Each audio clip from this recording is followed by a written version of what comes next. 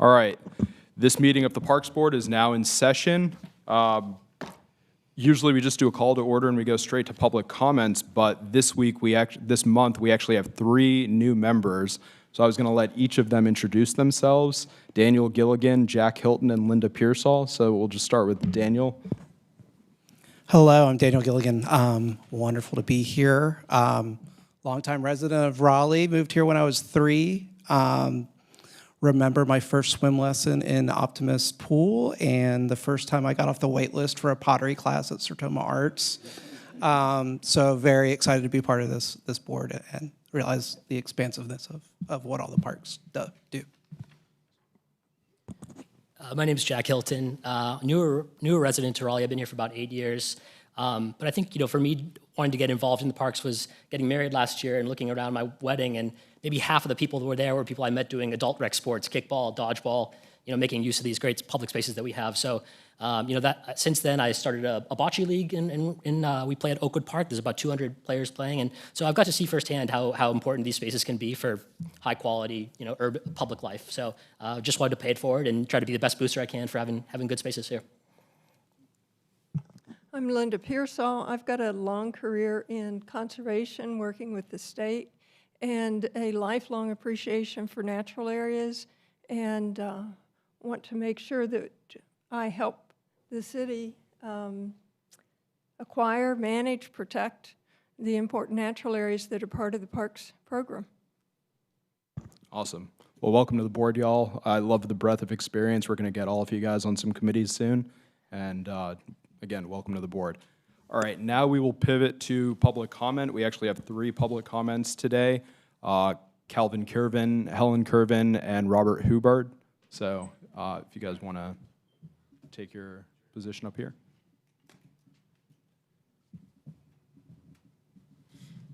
Good evening. My name is Calvin Curvin. I live at 3249 Anderson Drive in Anderson Forest. First, I'd like to thank the committee for allowing me to address you again this evening. And again, add our strong opposition to the proposed Greenway through Anderson Forest subdivision as part of the Big Branch Greenway Connector project. I'd like to thank some of the members that have been able to come out and walk the property and see the issues firsthand. It's sort of difficult to comprehend the justification as to why this project is continuing despite the clear legal, environmental, and public opposition.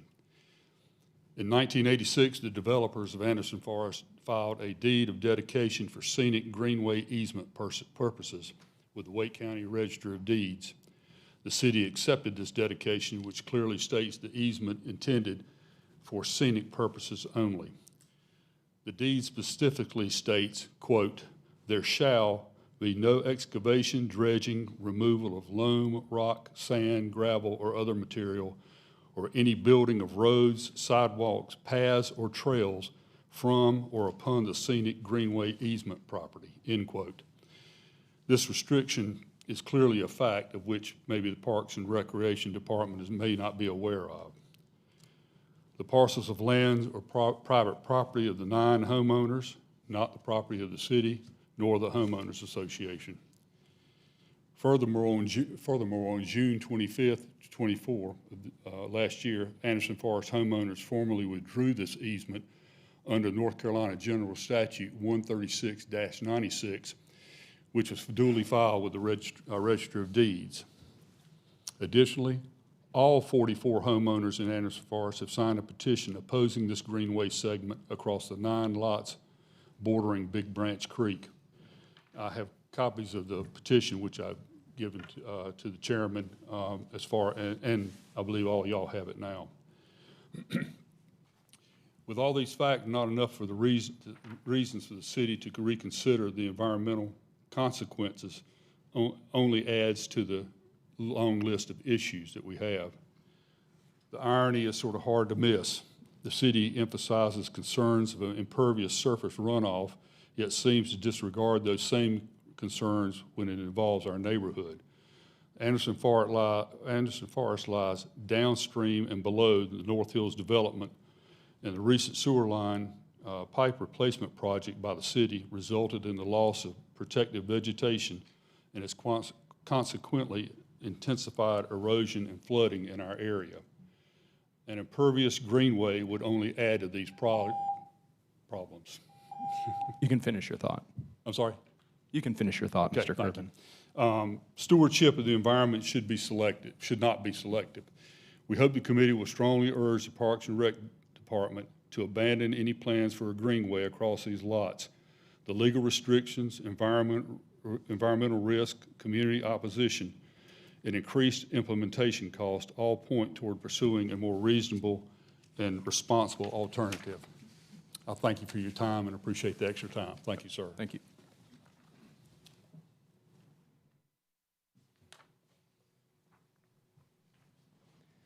Hello, my name is Helen Curvin. Calvin and I live in Anderson Forest, and we've lived there for 31 years and raised 3 children there. It's a wonderful place to live. I'm here to speak also about the Big Branch Greenway Connector Project, which, as you know, includes a proposed greenway running through the backyards of 9 homes in our neighborhood adjacent to Big Branch Creek.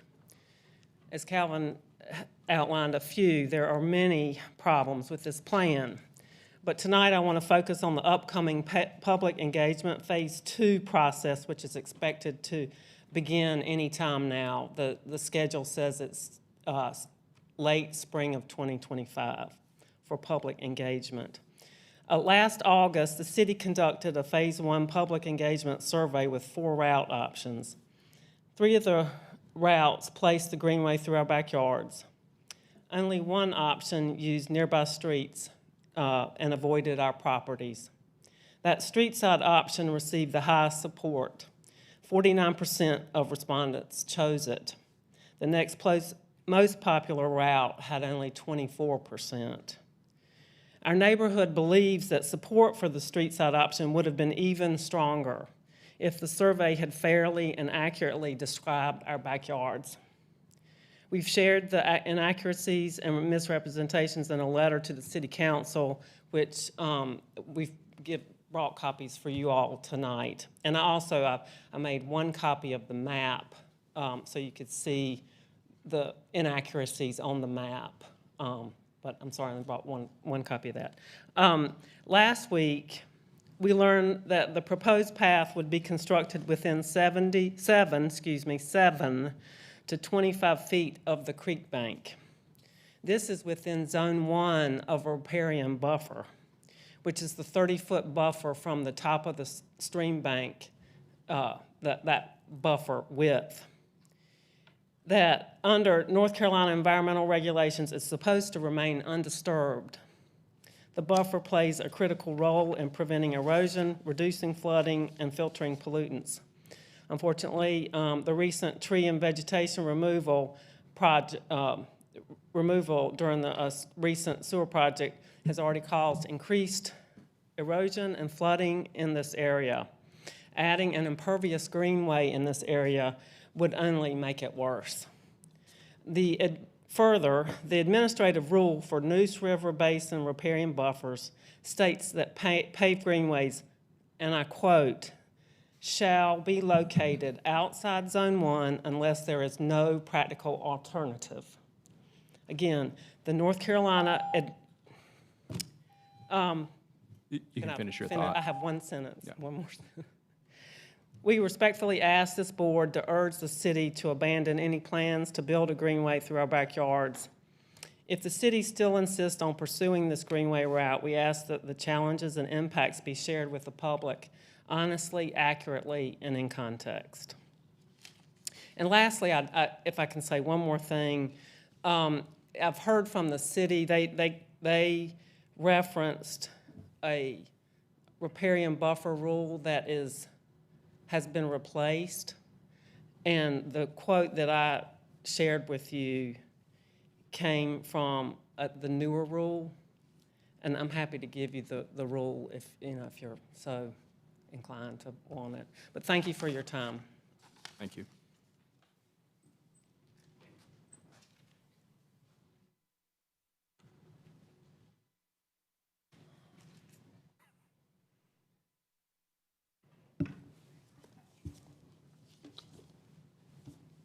My name is Robert Huban. Before retirement, I worked as the chief planner for the North Carolina State Park System. I also live in Anderson Forest along this proposed Big Branch route. Walking in someone's backyard, invading their privacy, being barked at by their dogs, and being viewed suspiciously for a security risk is not what most people anticipate when walking a greenway. When I look at the proposed privacy fence, we would lose half of our backyard. It's our only flat, open grassed area. It's where my grandchildren play tag, badminton, etc. It would affect other families in a similar way. The proposed trail entrance off Six Forks Road is located almost 900 feet down west from Shelby Drive. This would require people to walk along Six Forks Road to enter the trail in our neighborhood. Traffic is fast here, noisy, the walk would be unpleasant and dangerous to children in particular. The almost 200-unit Anderson Flats apartment are located across the street from the proposed entrance, and behind that are the Anderson Hills apartments, even larger apartment complex. People will be enticed to cross Six Forks Road at this location rather than walk 900 feet down to the light at Shelby Drive, cross and walk another 900 feet back to get on the trail. With a 1 in 12 slope, a ramp approximately 120 feet in length will be needed to lead down from Six Forks Road to the floodplain along Big Branch Creek. This ramp would need continual maintenance and washing anytime the stream banks overflow. The ramp leads to an area where Big Branch funnels into a culvert under Six Forks Road. Floodwaters here rise very quickly because of the bluff on the opposite bank.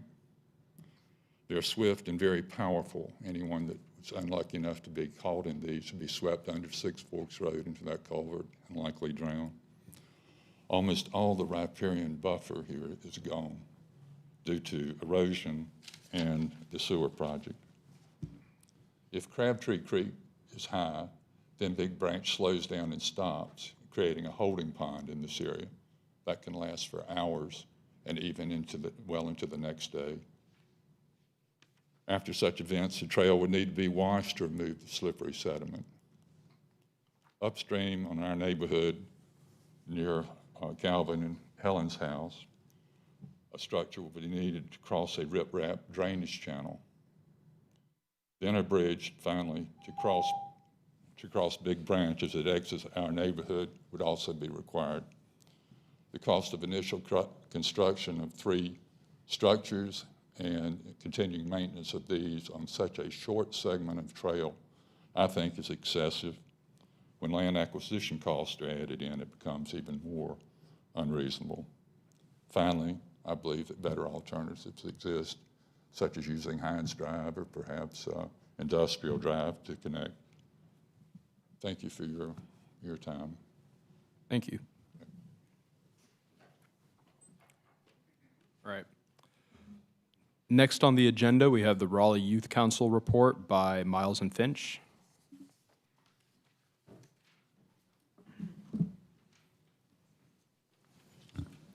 Hey everybody, good afternoon. I'm Finch Chaldone. I'm the chair of the Raleigh Youth Council. Last weekend, 3 of our members traveled to Winston-Salem, North Carolina for the 2025 State Youth Council Spring Convention. There were 7 other youth councils in attendance at this conference. We elected the 2025-2026 SYC board, presented council projects and scrapbooks, and received awards. RYC presented the Teens for Hope event as the most innovative council project. While we didn't receive an award for our event, we are happy to announce that one of our seniors won the Most Helpful Senior Award, and the council won Most Outstanding Council. Good afternoon. I'm Miles Frazier. I'm the vice chair of the Raleigh Youth Council. I'll be discussing our past meeting, past community service, and a little bit of our upcoming meeting. At our meeting this past Monday, RYC did a conference recap, discussed our upcoming elections, and played a friendly game of kickball. We used kickball as a bonding opportunity before the elections. On March 27th, we hosted a park cleanup at Marsh Creek Park. This event served as our 2025 remote service learning project, where each council hosts a service project in their city. In our upcoming meeting, we are going to be electing the next board for the upcoming year of the Raleigh Youth Council. We cannot wait for you guys to meet our new chair and vice chair. Awesome. Thanks, guys. Any questions for the Raleigh Youth Council? Okay, thanks, guys. Thank you. All right, next on the agenda, we have a couple of schematic reports that are going to get presented to us. The first one is going to be the Sertoma Art Schematic Design.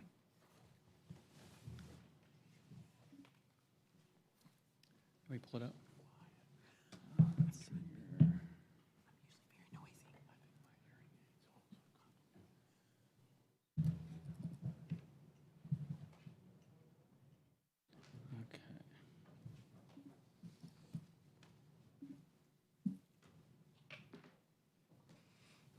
So, hello, Chairman, members of the board.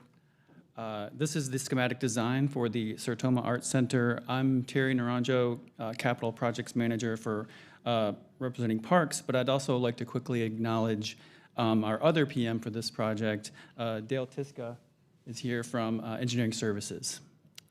Let's see here. So I'll give you a project overview. We'll summarize the community engagement. We'll review the schematic design itself. We'll get into the implementation schedule, and then I'll open it up for questions for you. So the project scope involves the expanded art center with updated facilities for ceramics, painting, jewelry, fabric arts, youth studio, gallery and administrative spaces, and improved site accessibility. Our design team is being led by HH Architecture, also with us here tonight. Our public artist is the great Jim Gallucci. Our bond allocated budget, 2022 Parks bond allocated budget is $15.275 million, and the public art budget is $85,000. So for community engagement, we began in the fall of last year getting the community's input, which included an online survey that generated over 4,000 responses, so no shortage of love for this project. We developed a concept design in January of this year, got some more feedback in March, and then distilled all of that, combined with lots of great input from the center staff, into the schematic design that I'm going to show you today. So with that, we'll get into the schematic design. So as you approach the building, the first thing you see is the new expansion, which holds the ceramics studio on the right, or sort of the center of this image. And on the left is a bold new main entry that will serve as the new front door experience.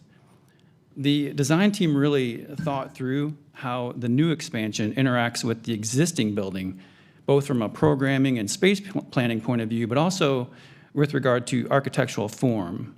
One of the key design challenges was how to integrate the new addition with the existing center's long sloping roof.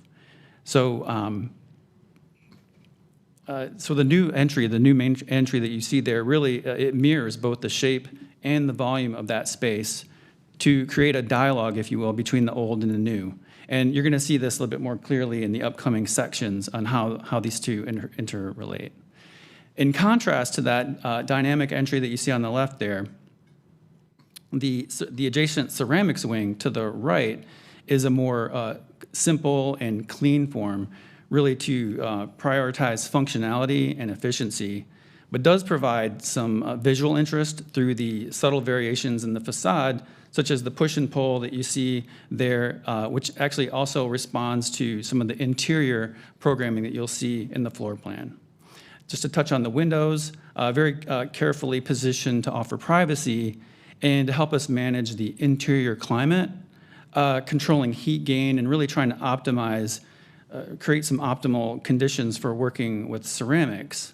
And here is an example of where we were able to really take some of the lessons learned from the Pullen Art Center. This view also shows the accessible parking in the front there, and then to the right, you see a loading area, which is a very important and very functional upgrade. So some of the feedback we received was that the existing building was uninviting and unwelcoming. So a key goal for us here is to create a much more welcoming building where the architecture really speaks for itself through transparency and openness. So as you approach, one of the first things you see is the gallery space on the left. It's designed to be open and accessible and really create curiosity and invite exploration. We really want to draw people in to experience the gallery and learn more about the City of Raleigh's vibrant arts program that exists and takes place here at Sertoma. A really special feature that we're excited about is this outdoor deck on the left that wraps around the building and will really seem to float above the landscape. It's going to offer some really great views down into the tree canopy to the left and toward the Greenway. So we'll get into the floor plan now. So moving into the interior, you see the lobby and the reception area. This is the main entry where you'll walk into that volume of space that you saw in the renderings. This is really going to be an inspiring place, not just spatially, but also to showcase the variety of art that's created here at Sertoma. A centrally located reception desk will really act as a hub that you can circulate around. Staff will be able to help direct people to all the different programs that are offered here, whether it's the gallery space on the right, or the multipurpose room, or the fiber studio. On the left is the new ceramics studio, which is currently located in the basement of the existing building. With the addition of classroom spaces, it will really allow teaching to occur in a more controlled way, to cohabitate, if you will, with the open studios concurrently, something that's not currently possible. There's covered space for working outdoors and again, that more efficient loading area. The fiber studio is in a new location, relocated from the second floor mezzanine space. That space is currently being used by youth programming, which is being moved downstairs. The painting studio is in its current location, but it has great windows and natural light, and the amount of space available is increased by providing more efficient storage space and more efficient furniture layout, which will allow for more painters to be in the space than can really comfortably occupy the space now. And it also allows for more flexibility. So moving to the lower level, one of the biggest improvements here is that you'll now be able to get there using an elevator. Round of applause. Something that does, something currently does not exist. That much improved circulation, you know, they really thought through the circulation in terms of where the steps land and the elevator, and that movement actually made the jewelry space much bigger. So there's a wall removed, so the jewelry space is bigger.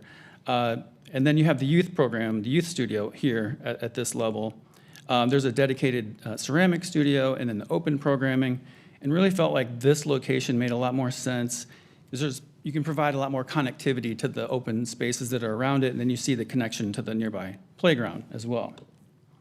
On the second floor, this is above the main floor, it's primarily storage, very valuable for this space. We did look at using that for offices, but it felt too disconnected from the activity on the main ground level, and there's no windows, so it's really an optimal space, and it will get used quite a bit. So moving on to the section drawings, you really pick up the volume of space on the right as you enter into the lobby and the gallery space with a lot of natural light pouring in and really creating that connection between the inside and out. And then you see that matching volume of space in the multipurpose room, and it really creates this shared design language between the existing and the new. The painting studio is on the left, and then you have the youth program down below. This section really shows how all three levels are connected by the elevator. So moving on to the site plan here, you see a much improved flow for pedestrians and vehicles, the accessible parking close to the building, and a direct greenway access, which currently does not exist. And then the loading service access that you see there. I'll just want to point out that while this expansion, it does require some tree removals, we heard from the public input that this is a very important thing to try to keep the character of the building. It's something that we really want to do. But we do understand that this is a nature-based art center, and recognizing the importance of working sensitively in this. And once it's complete, once it's finished, it really will feel like an art center in the forest and in the woods again. I'm going to move on to public art. This is Jim. If you don't know Jim, here's his impressive resume. And you see our budget of $85,000. So during the March public meeting, we solicited feedback on preferences of the artwork, whether it be building facade or standalone. And you see some of the themes in development here, whether it be the vine or the beehive. He really saw this place as a hub of activity. Some of the standalone you see also include vines and sunflowers and that sort of thing. So, and one of the coolest aspects of this, the art for this project is that it will be truly public. Participants will be able to carve their own designs into scratch blocks that Jim's team then pours iron into for incorporation into the artwork. These sessions are scheduled for May and June, with the iron pour scheduled for fall. And I have the dates if you want those dates. All of which will happen right here at Sertoma. So the public art, and I'm told the Public Art and Design Board on April 29th, they're expected to have some more developed concepts. So moving on to the schedule, we're in design development right now, which will take us into the fall of this year, construction documents and permitting into the spring of 26, bidding and contracts in the spring and summer of 26, construction starting in summer and wrapping up in the summer of 27. So that's what we have there. And then our recommendation. So we're asking you to approve the draft schematic design for a schematic art center, recommend it to City Council.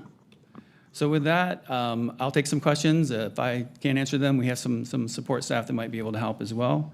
But that concludes my presentation. All right, thank you. Any questions for Terry? Ian? Yes, Jeff.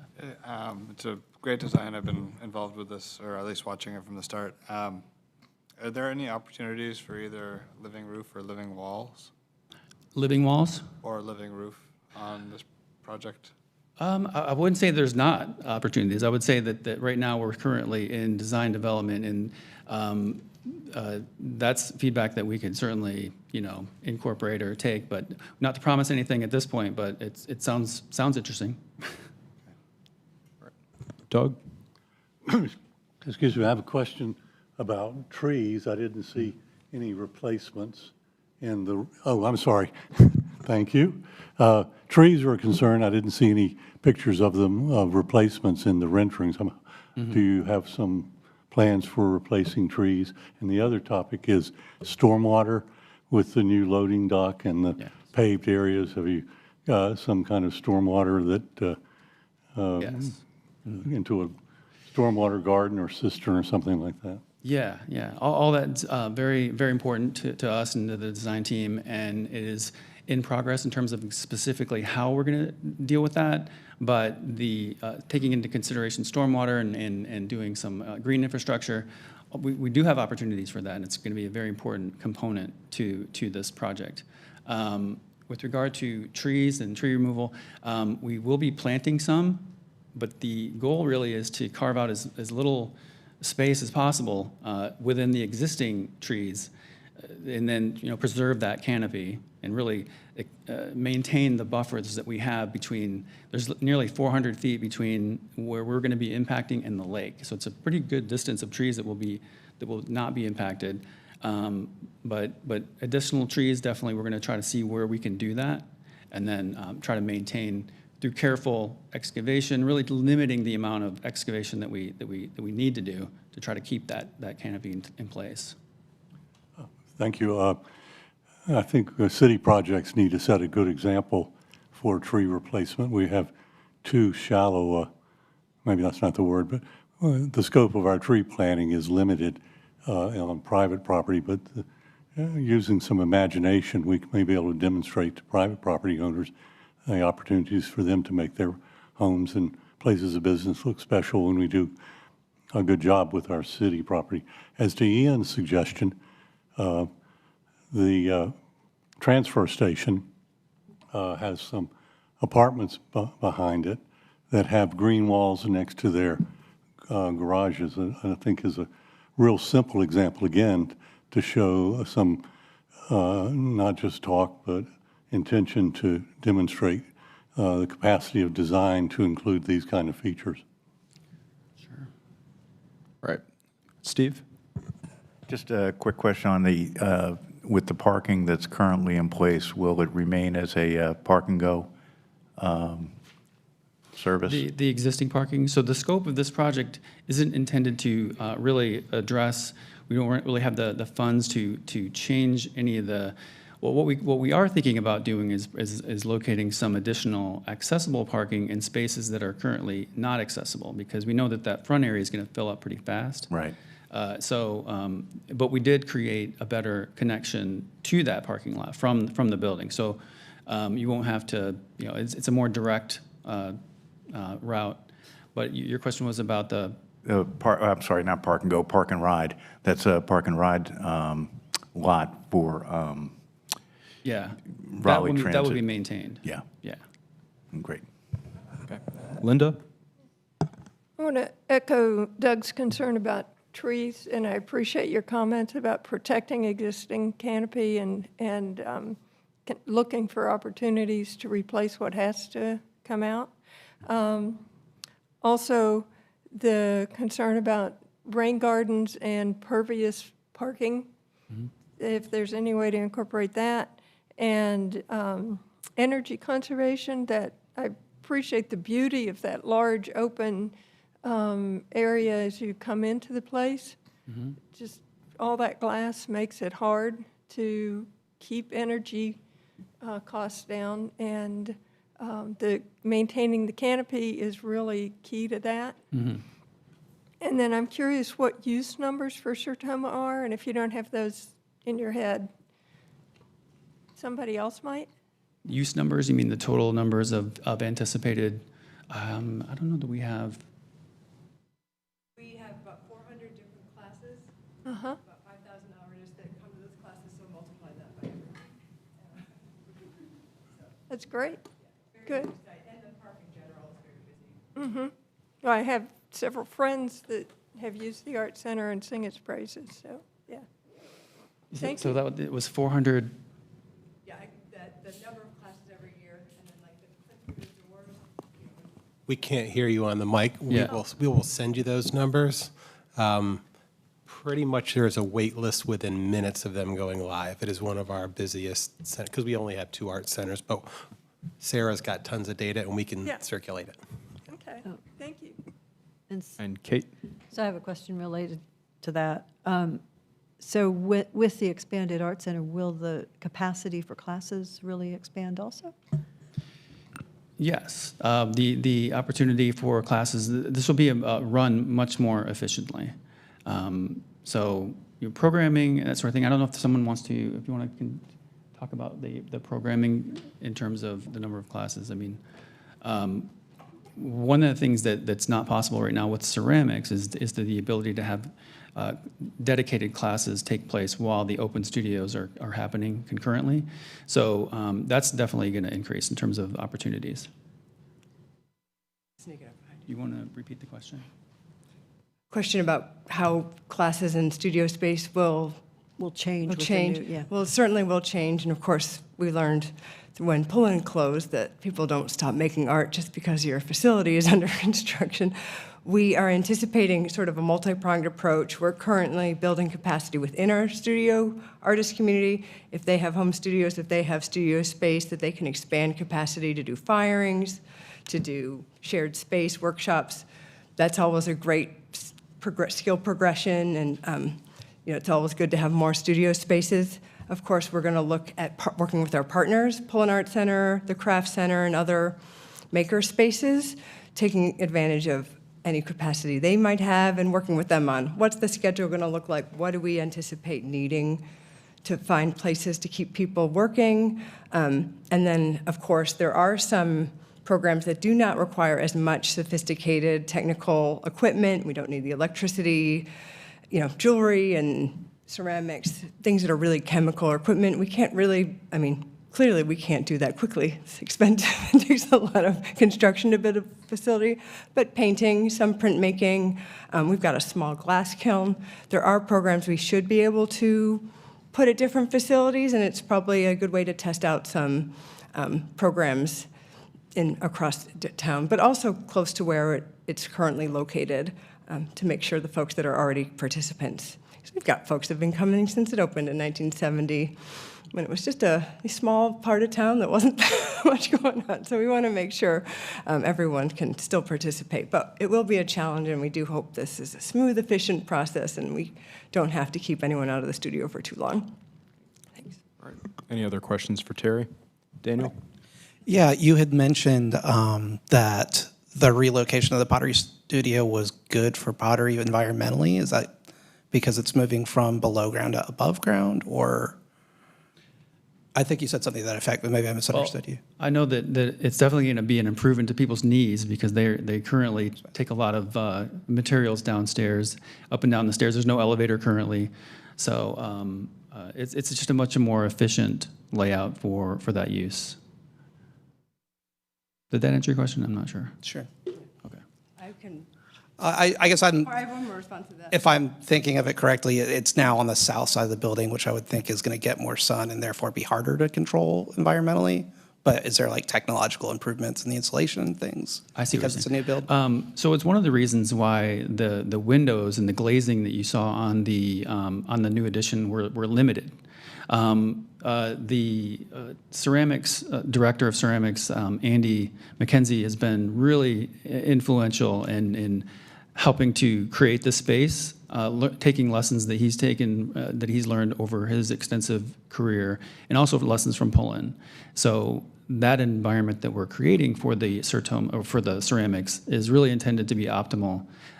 So it's currently still in some development, but really taking those lessons learned to the next level. And Sarah, were you going to add to that, or? I can. Sort of a deeper dive into if there's sustainable ways to fuel kilns or anything like that. We're starting to look into that kind of thing now. I don't think we can do where we take methane gas across 3 counties to get it into power things, which is a really cool thing they do in Star, North Carolina, but there's a lot of other opportunities to look at, and we'll work with the State Sustainability Office to kind of think through that, as well as look at some benchmarking to see what other studios have been doing to make their processes more efficient. All right. Any other questions for Terry or Sarah? Just a comment. When this is presented to the council, will you have an opportunity to address how within the current schematic design, without totally changing it, you can respond, you'll be able to make some responses to the concerns of tree canopy, green walls, and stormwater? Yes, we'll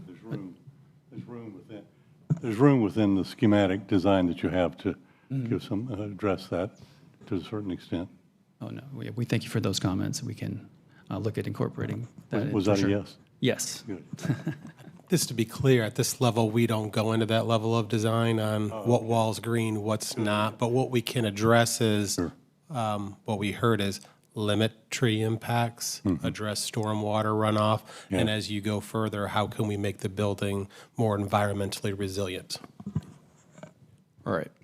No other questions. Is there a motion to recommend the schematic design? A motion. All right. I hear a motion and a second. All those in favor? Aye. All right. This passes. Thank you. Thanks, Terry.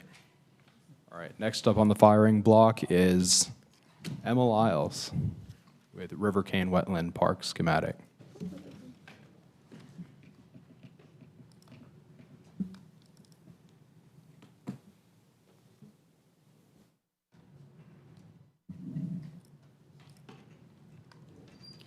Good evening, Parks Board. My name is Emma Lyles. I'm a capital project manager for Raleigh Parks. Welcome, new board members as well. Glad to have you here. I'm not here by myself. We have our partner project managers from engineering services, Dale and Cleveland, as well as a member or two from our community advisory group. So it takes a village. I'm here to talk to you guys tonight about River Cane Wetland Park schematic design.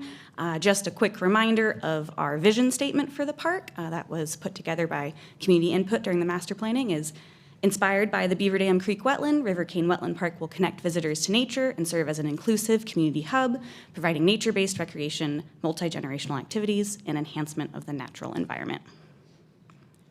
Our agenda tonight, I'm going to briefly talk a little bit about the site context, talk about our engagement overview, some nearby walkable connections, and I'm going to pass the baton to our consultant from Withers Ravenel, who's also here tonight, and he'll walk us through the schematic design, and then I'll close us out with next steps.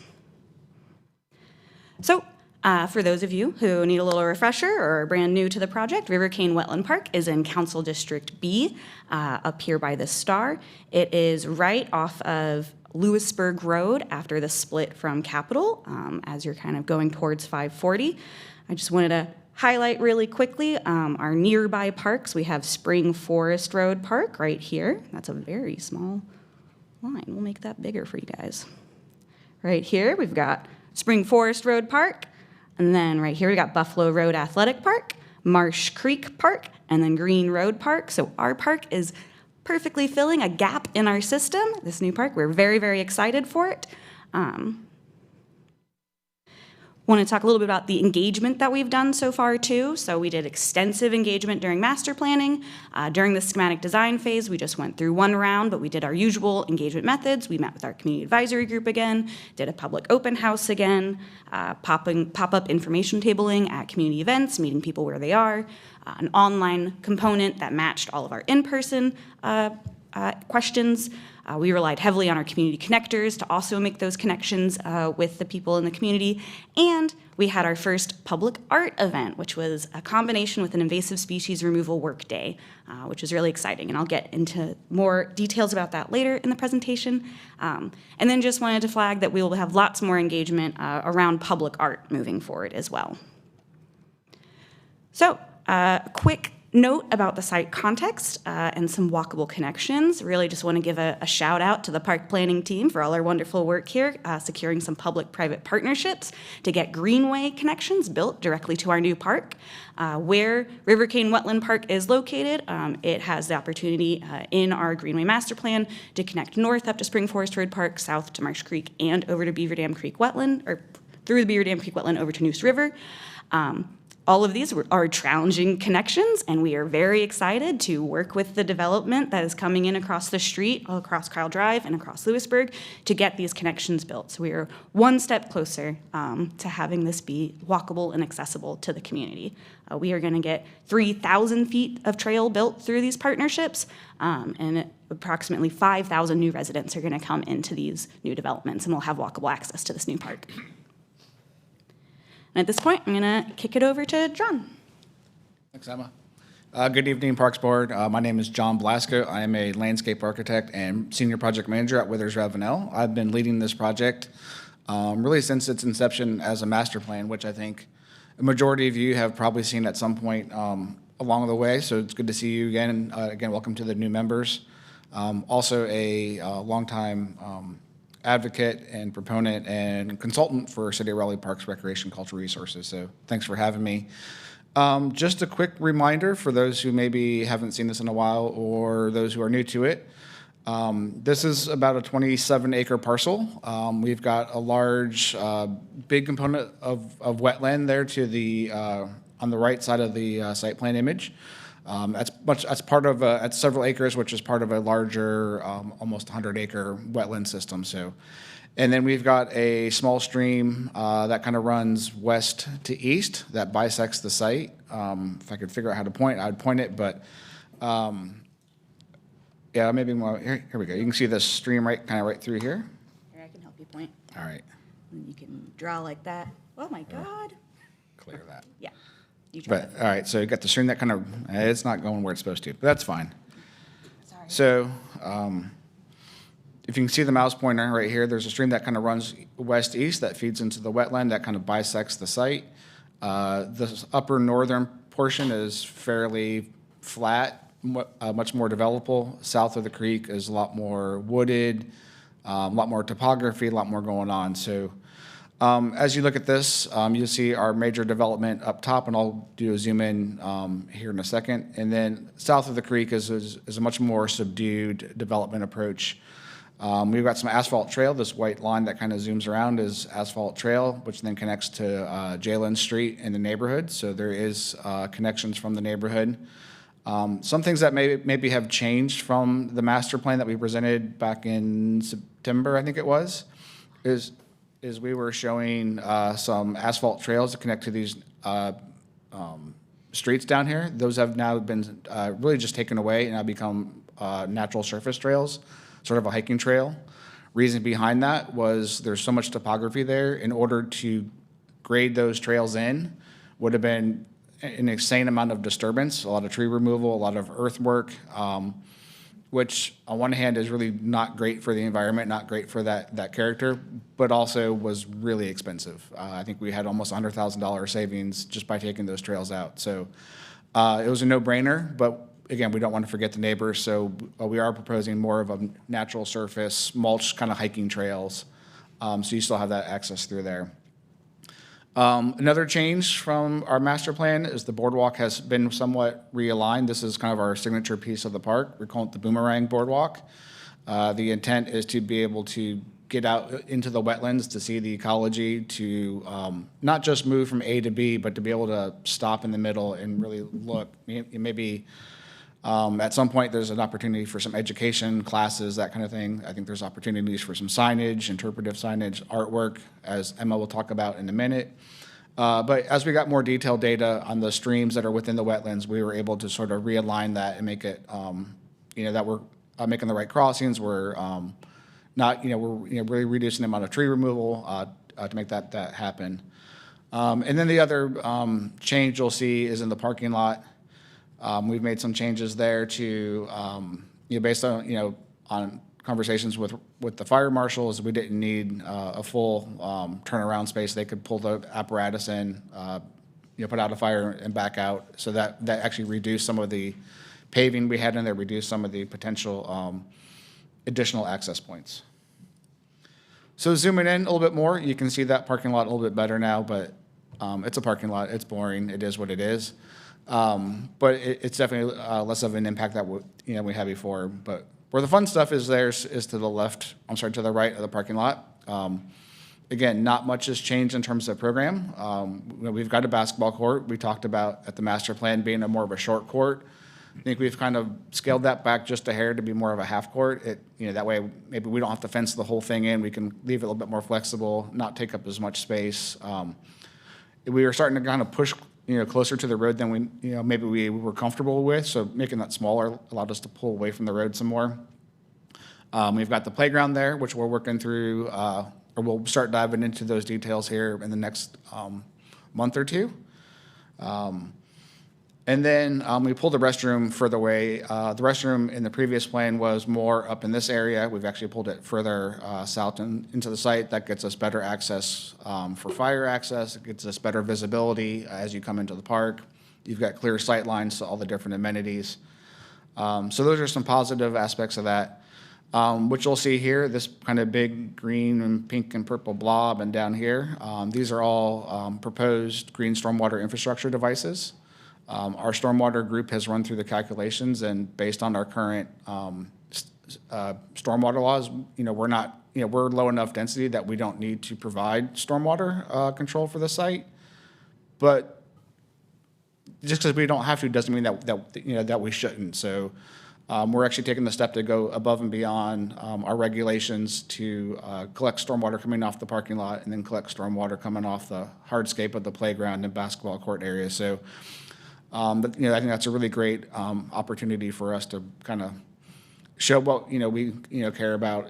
It's something that's near and dear to our hearts, not just here at the City of Raleigh and Parks, but also at Withers Ravenel. So just something to be thinking about. As we started working with the community, we started getting ideas about the playground. These images aren't the images, but these are the ideas that kind of work their way up, which will give us direction as we work with the playground vendor. Starting this summer, but some of the big things that kind of came about from our engagement were, the slides, swings, spinny, twirly things, accessible, theme-based activities.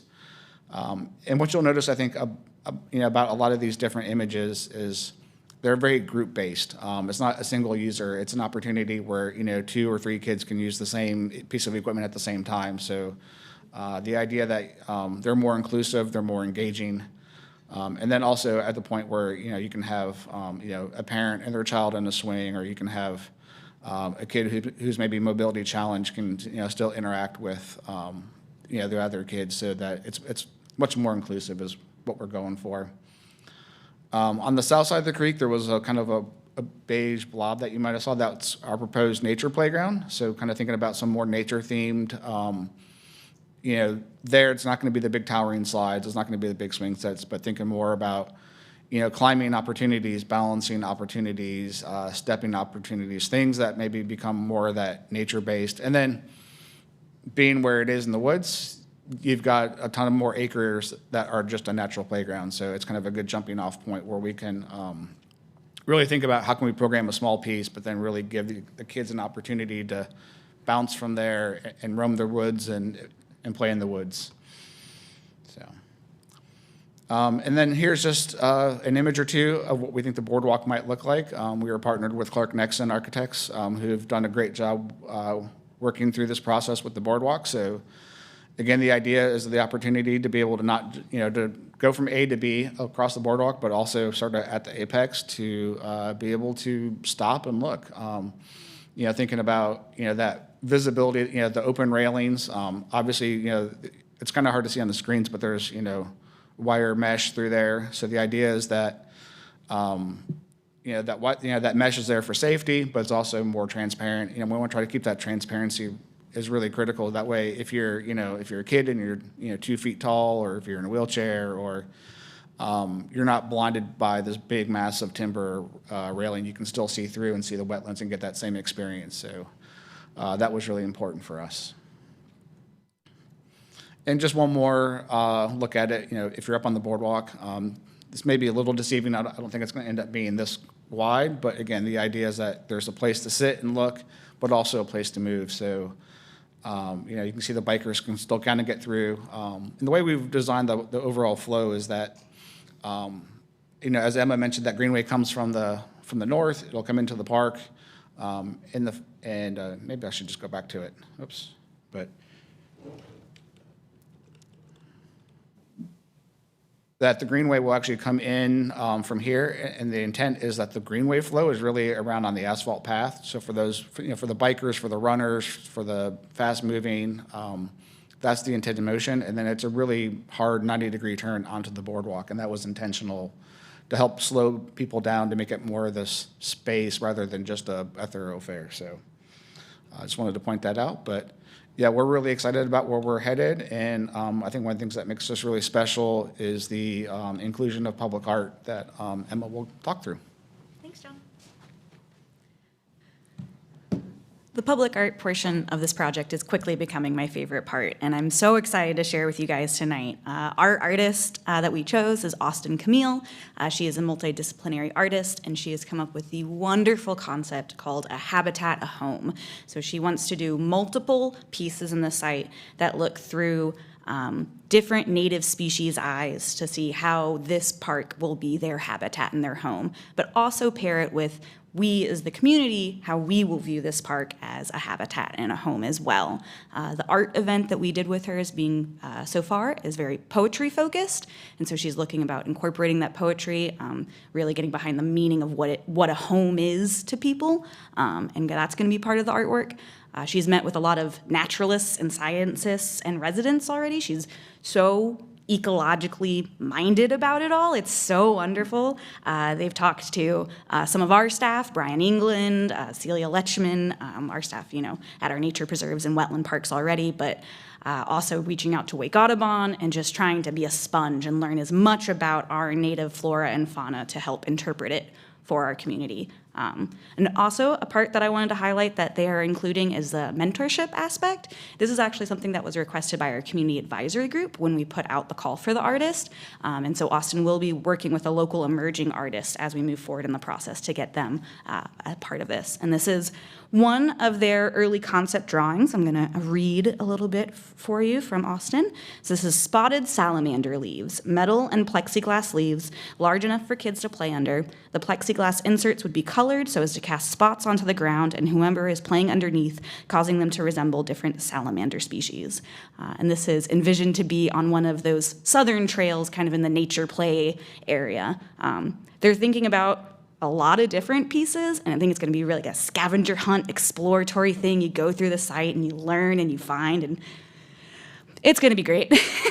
Like I said, my favorite part of this project right now. Now back to the nitty-gritty. So just a reminder, this is a 2022 Parks Bond project, so we have funding for community engagement, master plan development, design, and construction. Super wonderful. We are looking at $8.94 million. That is after our 1% for art. We started with a situation assessment way back in 2023, did our master plan. We are right now in that design and permitting process. So with the approval of the schematic design, we will move into design development and then hopefully be applying for permits and looking to hopefully break ground next year after we do some bidding. Looking to wrap this up 2027, early 2028. So here is our opinion of probable cause.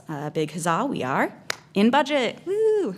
Very exciting. I know engineering services loves to hear that always. So we are looking at about $7 million for construction, a little under $2 million for those soft costs, and then our public art budget as well. And then just wanted to highlight some next steps. After tonight, we'll be taking the schematic design to City Council. And then really public art is kind of our next engagement pieces. So I did want to point you guys to the May 27th Public Art and Design Board presentation. Austin will be going into more detail about a lot more of their concepts at that time, if you guys are interested.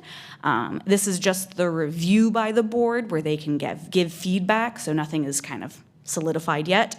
And then we have been working with Austin to plan our next round of engagement for public art, which will be in November. We're going to be doing another invasive species removal workday, partnering with our Marsh Creek director to get into some of their events. Austin wants to reach out to senior centers and teen programs and just get everybody involved. And like I said, I'm excited. But this is our recommendation. We recommend approval of the schematic design for Hurricane Wetland Park to City Council, and I'm happy to take any questions. All right, thank you, Emma. Any questions for Emma? Yep. Yeah, just a question about the boardwalk. You know, when I think about using those spaces, sometimes you'll see the fixed viewing binoculars over the wetland. You know, I'm a bird watcher, so I'll be out there with binoculars, but I'm just thinking for someone, you know, who might not be disposed to be out there with binoculars, you know, I think that could be a great opportunity for that kind of spark experience to turn someone into a conservationist, into a naturalist, into a bird watcher. Just curious if you guys considered any plans around that? 100%, yes. There will be educational signage, maybe some QR codes. Austin is even thinking about some really cool public art. I didn't include the picture, I should have, but the Public Art and Design Board, you might be able to see it, but they're thinking about doing a bunch of different bird heads at the apex of the boardwalk, some of them at human level, so you can stick your head into the bird head and look at the wetland like you're a bird. So, awesome. Short answer, yes. Thank you. Linda? Just 2 comments. I was really pleased to see the green stormwater infrastructure. That was great. And the mention you made of invasive species, paying attention to invasive species, especially in wetlands. Totally. Is really important. So Yeah. thank you for bringing that into the plan. Yeah, we love partnering with our land stewardship program. All right. Kate? Could you pull up the overall map of the park? Boop, boop, boop. And the green that's, well, as I'm looking at, that's off of the parkland, and there's 2 areas that are showing green. Yes. Is that where the wetland is? Or what Yes, that is the wetland. So we have 9 acres on our property of a 100-acre wetland system.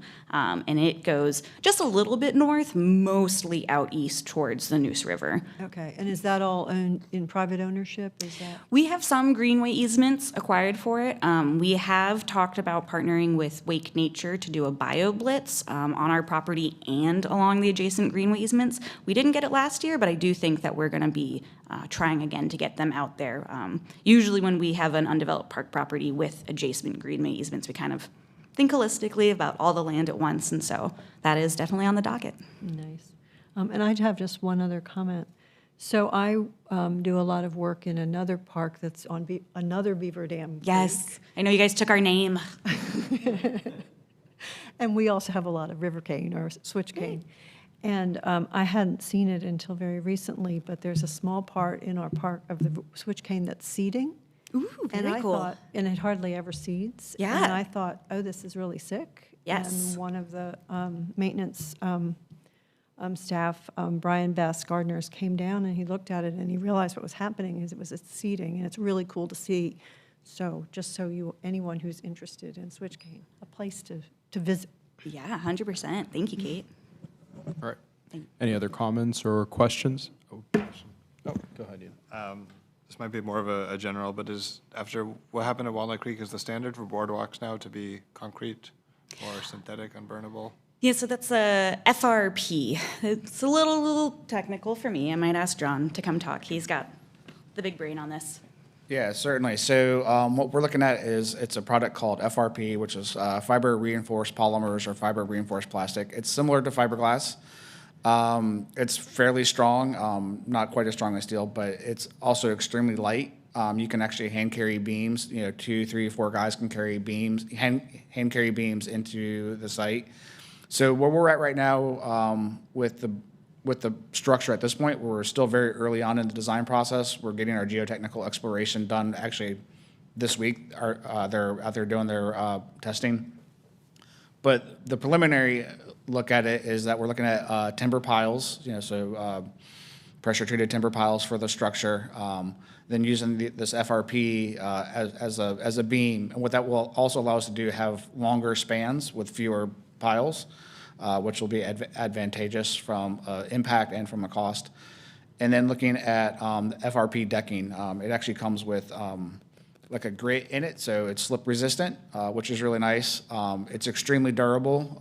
It'll last for a lifetime, where timber you have to replace it in 5 or 7 years. We briefly considered concrete decking, but between the cost and the weight, it was very prohibitive. Trying to get machinery out there that could actually maneuver the concrete panels was going to be a major challenge. So the FRP just seems to fit the bill as best as we can. And then we'll have a custom, some custom railings, and then we're also looking at doing a decorative fascia along because it's you think of like a steel I-beam. That's kind of what it looks like. So there's a cavity that we can put a decorative fascia. So it'll hide a little bit of that kind of industrial look. A really great example, if you have a chance, is to go out to the Thomas Crowder Woodland Center.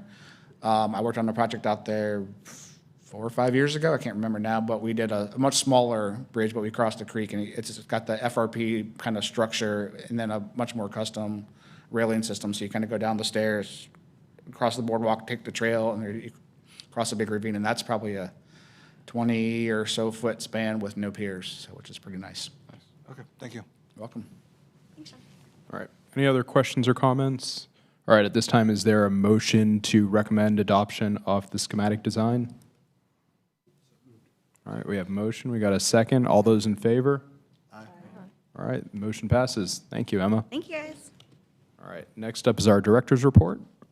All right, good evening, board members, and welcome Jack, Linda, and Daniel to the board. I think we have our orientation within the next week or two. So this report is intended for me just to highlight about a dozen different items that are in the park system.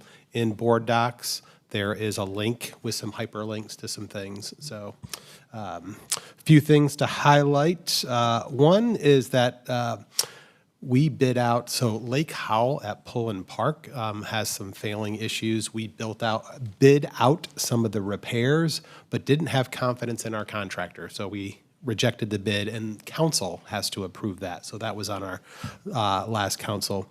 That will be rebid, and we'll look to do it right after the holidays. So big project. We hadn't done anything to the lake. It's a man-made lake in a long time. So The City of Raleigh Parks Department and the City of Raleigh Friends of Museum renegotiated a contract. So we have a long-term agreement with the Friends of City Museum, and what we've done is restructured our agreement where there's actually a little bit of a cost share. So when they generate funds, our department will be guaranteed some funds. So, and the council approved that recently.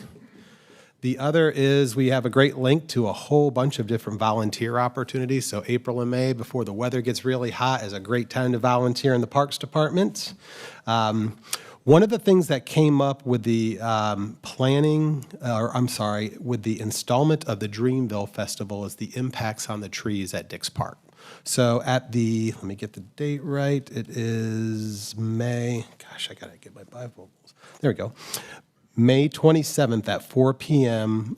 During a subcommittee of the council, we're going to update the Growth and Natural Resource Committee on how we're going to address future impacts on large festivals at the park or large festivals in the park system as it relates to trees.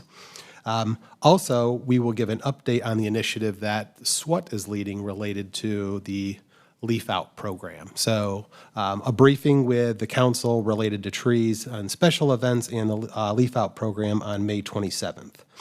And then this past Tuesday, the council officially renamed the Top Green Center based off of your recommendation. So thank you very much. And then just some really positives. Continuing to plant natives and flowering perennials in and around the park system. We had a great installation at Chavis Park and at Dix Park with some small, in addition to small trees and some native grasses. We do have a link on here. If we have a ton of events over the weekend related to Easter, so if you and your family or neighbors would like to go to some, there's a link in the board docs. Let's see, we have a wonderful event on April 30th. I've attended it and spoke at it. It's Children's Day, which is Dia del Nino. We partner with the Mexican consulate and have a festival and fair in Moore Square. Awesome event. I went last year. We have a sneaker ball, so if you like retro sneakers, please come out to Green Road on May 2nd. And from 7 to 10, it's free for all ages. And then something that is a resurgence across the country is roller skating continues to make a comeback. So we are going to have some pop-up roller skating at Tarboro Road. And then next weekend is the large Lake Wheeler Invitational. So if you'd like to go, I think Giovanna has VIP passes so you can pull down in. She said email out to you all. There are universities from the West Coast all the way to the East Coast. Carrie is not here, but the U.S. Naval Academy will be there. And let's see. Talked about Dreamville. We actually renegotiated and we will be extending some form of festival for 4 more years.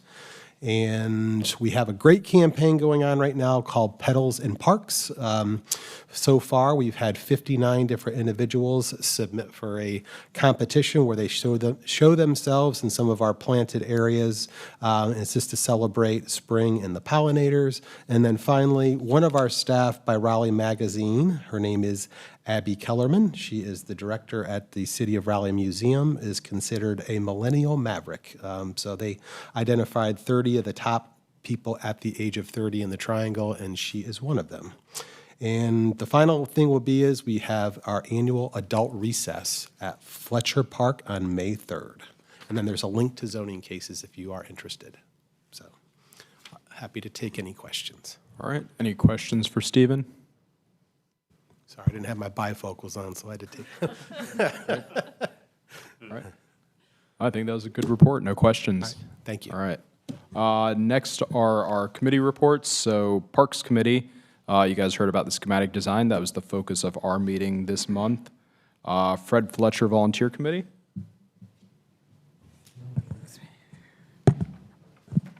Okay, good evening, everyone. So we're super excited, and the people already know everyone is accepted. So as I've sent all these lovely, colorful emails to you all, just make sure that you interview your people. And I believe Giovanna is going to give out or has already given out the invitations, the hard copies. Okay, so then please make sure you RSVP, and you're welcome to bring someone else with you. Mary just needs to know so we can get a really good count. We're really excited about the fact that it's going to be at the All Faith Chapel, so we won't have to worry about parking.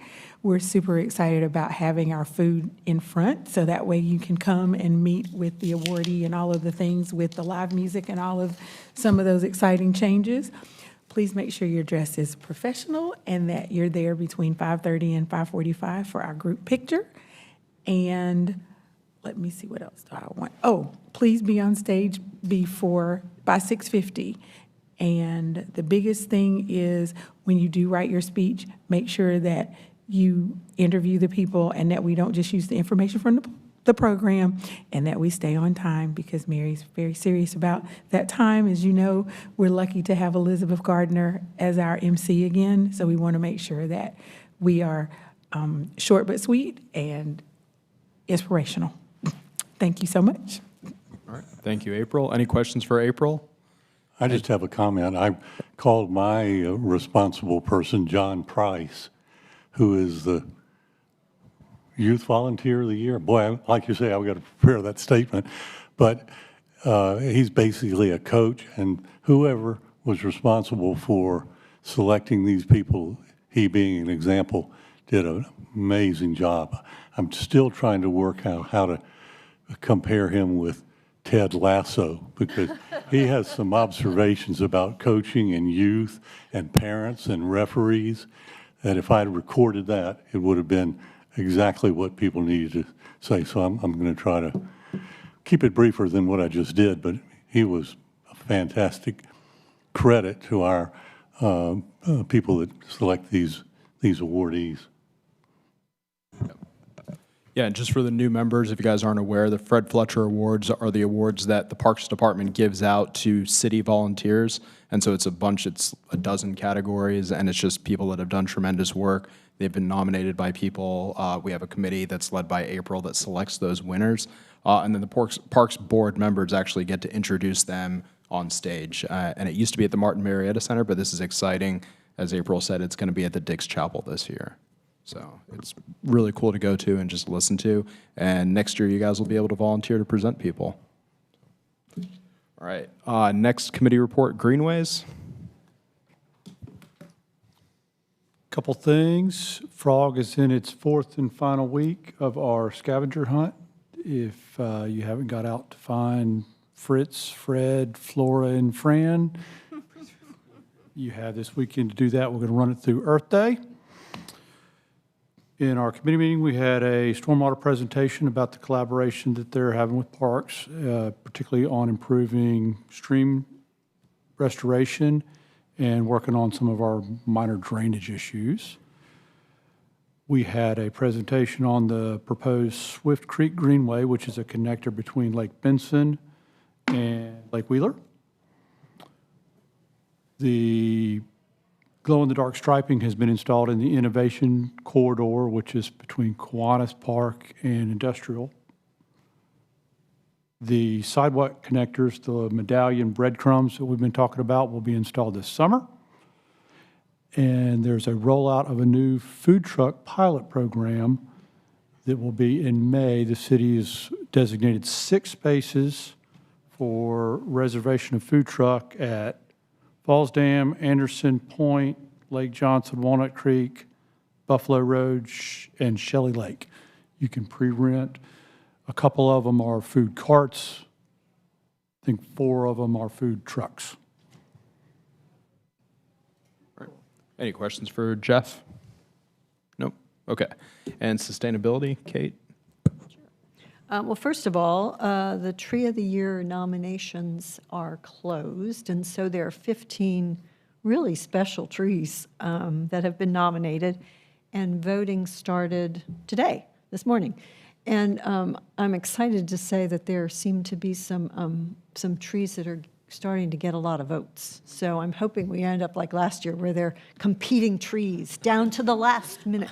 So please go on to the, and you can find it if you haven't looked at it yet by Googling Raleigh's Tree of the Year, and it'll take you to a website and you'll be able to figure it out.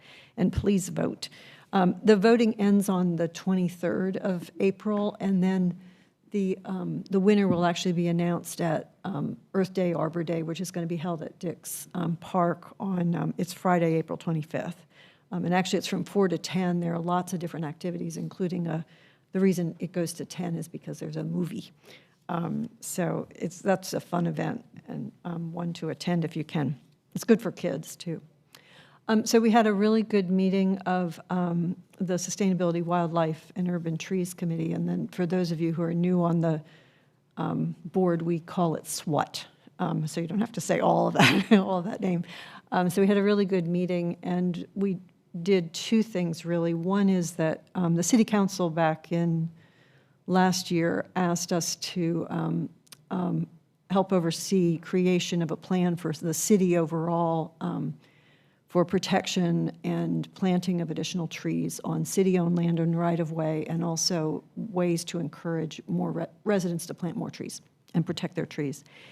And so at this last meeting, we really started that planning process in a really substantive way. We've been doing a lot of sort of situational analysis, trying to sort of understand what was happening in the city, and now we're really delving into planning. And one of the things that I did to try and help with this was, for the last 9 months or so, I feel like I've been talking to people about nothing but trees, and just trying to get all of the things that I've heard from people down on paper.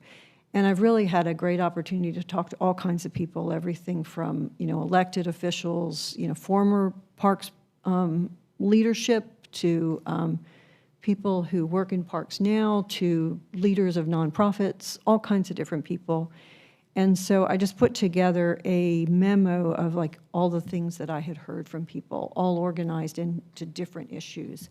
And we spent the meeting talking about those different issues and what did people think about them in terms of different, how important were these different issues, and getting a sense of that. And I hope we provided some real good food for thought for the staff as they move forward in putting together some first drafts for our consideration. We ended the meeting, though, some of the people who were out and saw the trees at Dick's around the big field and were concerned about construction of installation and also removal of all the equipment and whatever for Dreamville. They came to the meeting to talk about what they had seen, and I'm really so pleased that Parks will be going to talk to the Growth and Natural Resources Committee.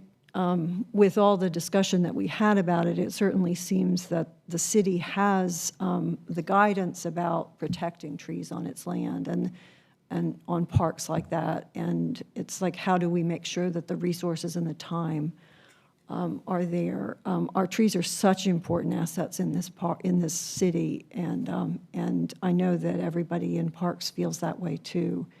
And trying to find a way to make that really live what we say. So that's my report. All right. Any questions for Kate? Okay. Thank you, Kate. All right, that takes us to our liaison reports. First liaison report is me. The Arts Commission. Our Arts Commission meeting was almost a month ago, so most of the events have already passed. But the Raleigh Arts Festival is May 17th and 18th. It's really cool. If you guys haven't been to it, I would recommend checking it out. BPAC liaison, Bob? Okay, I think it's commendable that the concentration has shifted a lot to pedestrian and crosswalk safety. We're seeing more than just bicycles being looked at and EVs being looked at, but we'll see the interest in crossing streets for greenways and for normal street crosswalks, and how we're going to deal with the light signals that go with those and try to make the intersections around the area more safe. for pedestrians. Also, some pedestrians who have limited ability to sense what's around them, looking at how they can be alert to oncoming traffic and not be trapped, when the cars are coming they don't see. So I'll come back next time and tell you more about what they're looking at in particular and where. I know there are a couple of places over off of Atlantic Avenue are being looked at for safer crossing like that. Thank you. And Bob, when you go back to BPAC, could you ask if somebody in that group knows how we can maybe get a citywide mandatory minimum speed limit for every street that has a pedestrian crossing? So I think that's one thing that we've seen before here, which is that some of the roads have relatively high speed limits, and obviously right up in front of the crossing, they may drop it down, but we know if a car is going 45 miles an hour, it's not going to be able to get down to like 25 very quickly. I can certainly ask, and I think I've heard some of this, because there are speed limits on streets in the city of Raleigh that do not fall within the purview of regulation. And not blaming anybody for anything, but we don't control the speed limits on all the streets that actually come through. But I'll come back to you next time. I can certainly ask. Cool. Thank you, Bob. Next liaison report is City of Raleigh Historic Cemeteries Advisory Board. And Mr. Charles is not here. Charles Mr. is not Cribs. here. Sorry. Yeah. That is okay. We will. And there was nothing to combine it for report. next time. There was Okay. nothing, yeah. That is okay. Next liaison report is also me, the Dix Leadership Committee. A couple items. The director of the Dix Park Conservancy announced that there's going to be potentially a new $30 membership program that people are going to be able to join. So stay posted for what comes with that membership, but it's going to be a new way for the Conservancy to raise funds. The troll installation that we've heard about, the good news there is that we're actually expanding the trolls in the park from 2 to 5. They're going to be kind of scattered across the park, so there's going to be 250% greater chance that you'll run into a troll. It could be, but I think there's going to be signage, so I don't. Hopefully, until the signage goes up, it'll be fun to kind of figure out where they are. The Lake Wheeler Road construction project, the project's been reduced.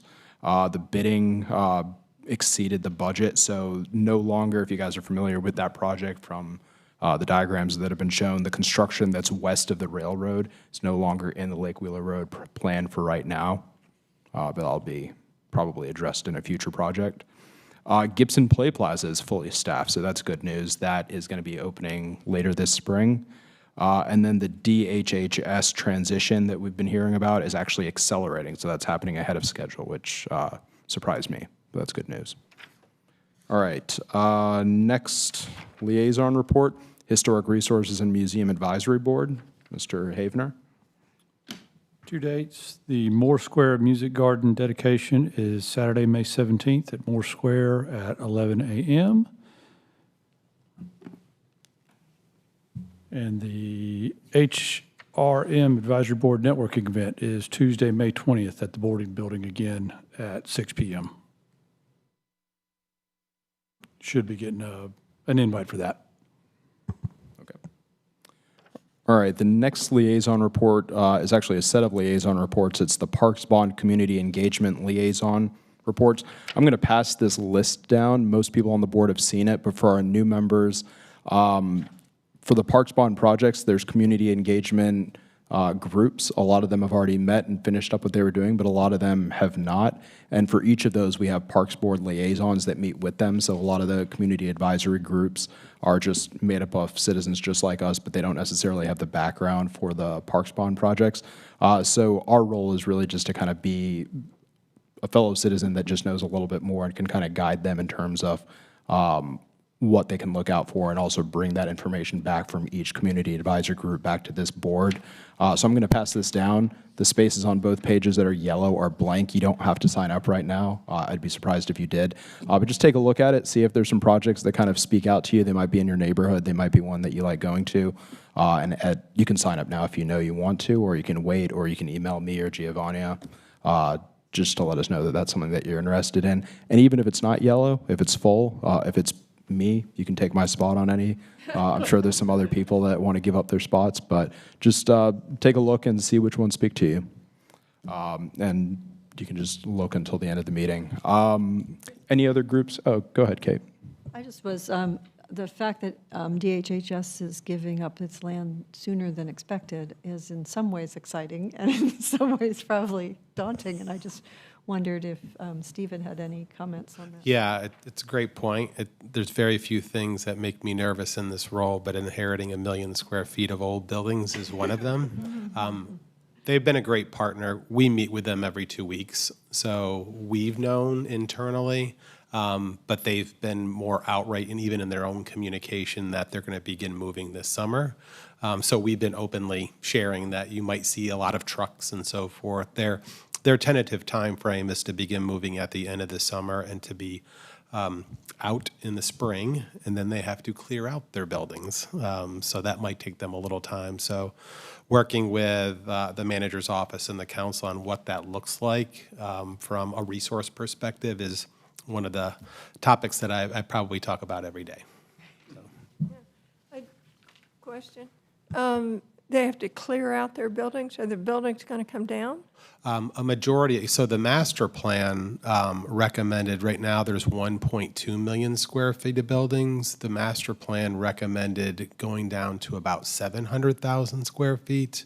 So less than half. Less than half, but based off of some recent projects and the cost to rehab some of the buildings, you know, they're institutional, they're just little boxes that we're looking to further reduce that, because the more we take down, the more green space, more trees, like more opportunities to renaturalize the park. So the council charged us as a department to work on looking at how much further should we go with the removal of buildings. Okay.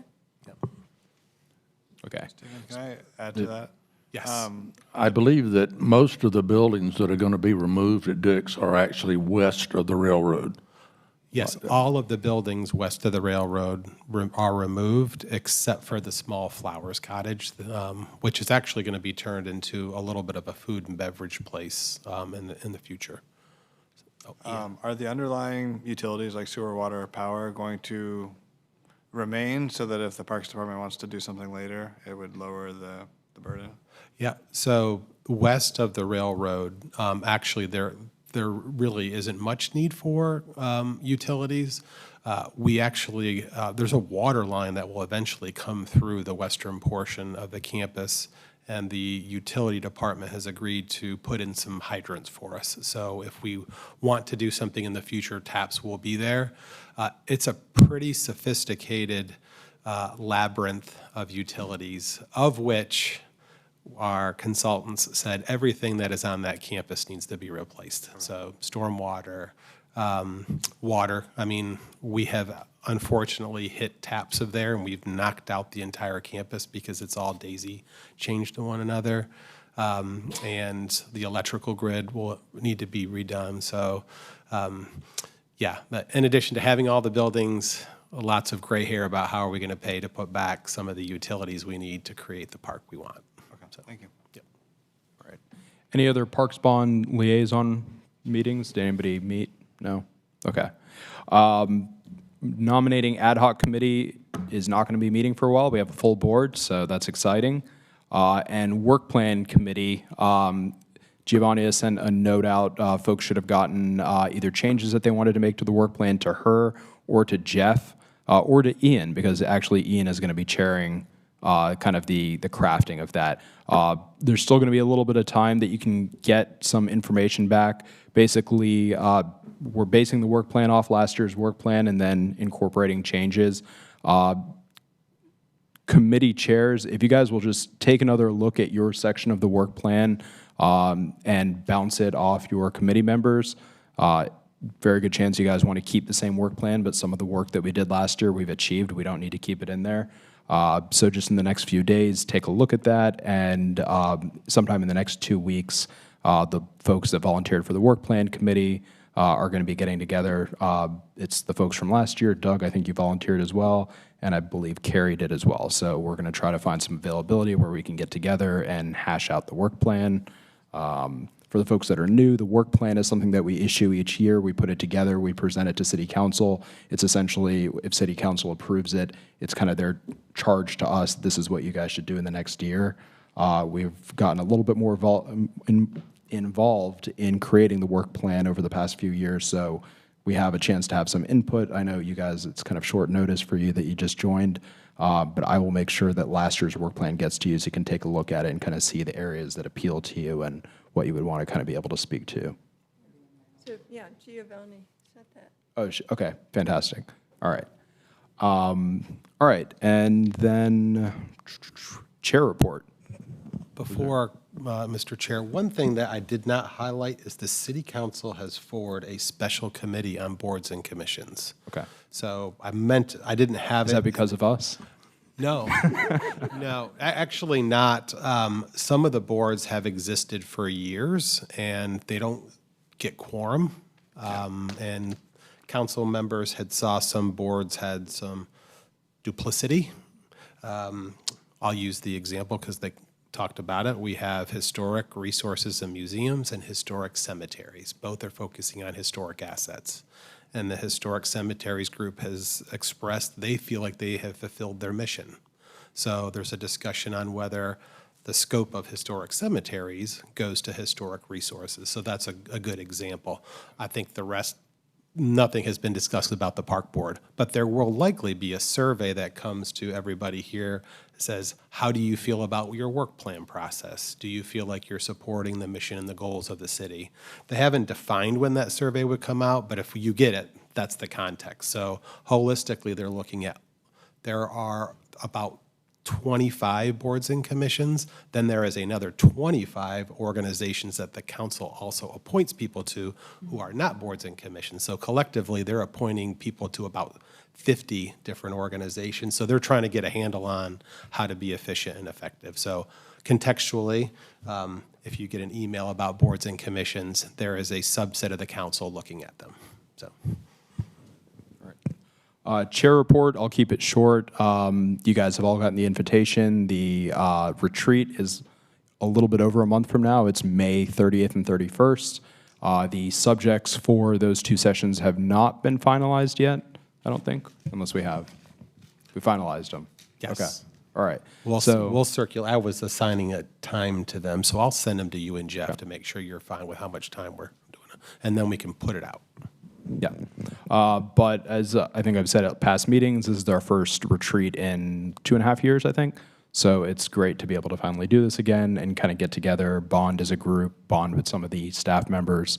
So looking forward to that. Are we going to play kickball? We could. Yeah. We'll put Jack in charge. Right, I'll captain that, yeah. Okay. And we're also meeting on the 15th. Yeah, it's Friday afternoon and first half of Saturday till 2 o'clock, roughly. Any other questions, any comments that anybody wants to make to the board? Chris, I had a question. We're also meeting on the 15th of May, normal? Okay. Yeah, and then the Fletcher Awards are the 22nd. So we get to hang out 4 times in 1 month.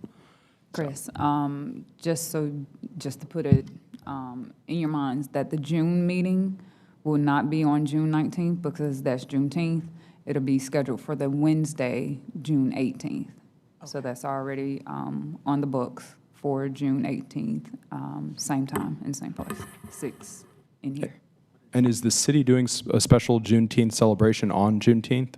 We do. We actually celebrate throughout that week. We stand up a website. Once that website's set up, it'll show you all across not only the Parks Department, but all the events that celebrate Juneteenth. Awesome. All right. If nobody else has anything else, we can adjourn. Thank you. Thank you.